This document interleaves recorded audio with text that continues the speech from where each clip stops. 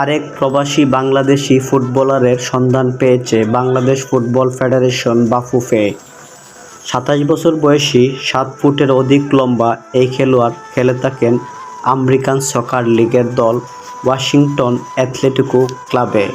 দীর্ঘদেহী এই ফুটবলারের নাম সাইফ কেরওয়ালা।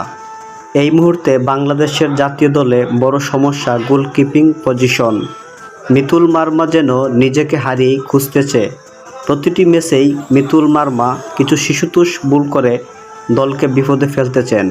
তার ভুলের কারণে হামজা চৌধুরীর ইমপ্যাক্টও ভালো করে প্রকাশ পায় না। তাই গোলকিপিং সমস্যার বড় সমাধান হতে পারেন সাইফ কেরওয়ালা নামক এই দীর্ঘদেহী বাজপাখি। ওয়াশিংটন অ্যাথলেটিকোর গোলবারের খুবই আস্থার সাথে দায়িত্ব পালন করতেছেন তিনি। বাফুফে যদি তাকে আনতে পারে তাহলে এই সমস্যার অনেকাংশই কমে যাবে।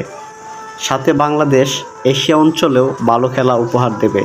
সময় বলে দেবে বাংলাদেশের ফেডারেশন কতটুকু আন্তরিক হবেন তার ব্যাপারে। সময়ের হাতেই এই প্রশ্ন তোলা থাক।